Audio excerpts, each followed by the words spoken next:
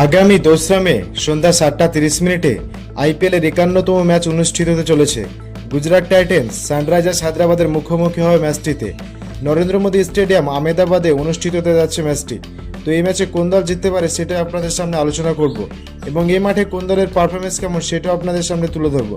তাই ভিডিওটি সম্পূর্ণ দেখুন, আর ভিডিওটি যদি ভালো লেগে থাকে তাহলে ভিডিওটি লাইক করে চ্যানেলটি সাবস্ক্রাইব করবেন।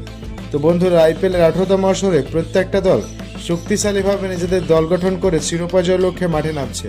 নরেন্দ্র মোদী স্টেডিয়াম আহমেদাবাদে যদি এই দু দলের লাস্ট 10 ম্যাচের তুলনা করি তাহলে গুজরাট টাইটেন্স এই মাঠে লাস্ট 10টি ম্যাচ খেলে তারা 60% ম্যাচ জিতেছে এবং নরেন্দ্র মোদী স্টেডিয়াম মাঠে গুজরাট টাইটেন্স দলের অ্যাভারেজ স্কোর 190 রানের, হাইয়েস্ট স্কোর 232 এবং লোয়েস্ট স্কোর মাত্র 89 রানের। তারপর যদি বলি সানরাইজার্স হায়দ্রাবাদ দলের কথা, তারা এই নরেন্দ্র মোদী স্টেডিয়াম মাঠে লাস্ট 3 ম্যাচ খেলেছে এবং তারা কোনো ম্যাচে জিততে পারেনি, অর্থাৎ 3টা ম্যাচে হেরে গেছে। এই মাঠে সানরাইজার্স দলের অ্যাভারেজ স্কোর 158 রানের, হাইয়েস্ট স্কোর 162 রানের এবং লোয়েস্ট স্কোর মাত্র 154 রানের। তো বন্ধুরা, পরিসংখ্যান অনুযায়ী এই নরেন্দ্র মোদী স্টেডিয়াম মাঠে গুজরাট টাইটেন্স দলের পাল্লা অনেক ভারী। তাছাড়া গুজরাট টাইটেন্স দলের নিজের মাঠ এবং নিজেদের সাপোর্টার ফ্যান ফলোয়ার তো অনেক থাকবে, সেদিক থেকে গুজরাট টাইটেন্স অনেকটা এগিয়ে থাকবে।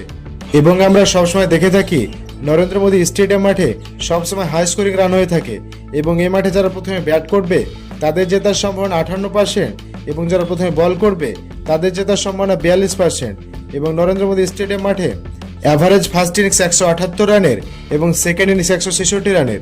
তো দর্শক, এখানে নিশ্চিতভাবে বলা যায় মোটামুটি যারা প্রথমে ব্যাট করবে তাদের জেতার সম্ভাবনা বেশি।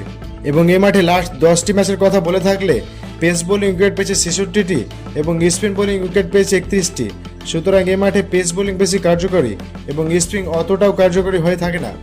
দর্শক, যদি হেড টু হেড কথা বলি, লাস্ট 5 ম্যাচে এই দু দলের দেখা হয়েছে এবং 4টিতে জয় পেয়েছে গুজরাট টাইটেন্স এবং 1টাতে জয় পেয়েছে সানরাইজার্স হায়দ্রাবাদ।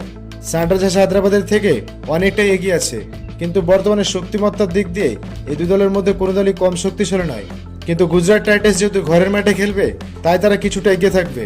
আবার ফ্যান পোল এই দু দলের মধ্যে গুজরাট টাইটেন্সকে 34% জেতার সম্ভাবনা দিয়েছে আর সানরাইজার্স হায়দ্রাবাদকে 66% জেতার সম্ভাবনা দিয়েছে। কিন্তু বন্ধুরা, আমার মতে সামগ্রিক তথ্য বিবেচনা করে এই ম্যাচে গুজরাট টাইটেন্স জিততে চলেছে। আপনার মতে আইপিএলের 18তম আসরের 51তম ম্যাচে কোন দল জিতবে বলে আপনি মনে করছেন সেটা অবশ্যই কমেন্ট করে জানাবেন। ধন্যবাদ সবাইকে।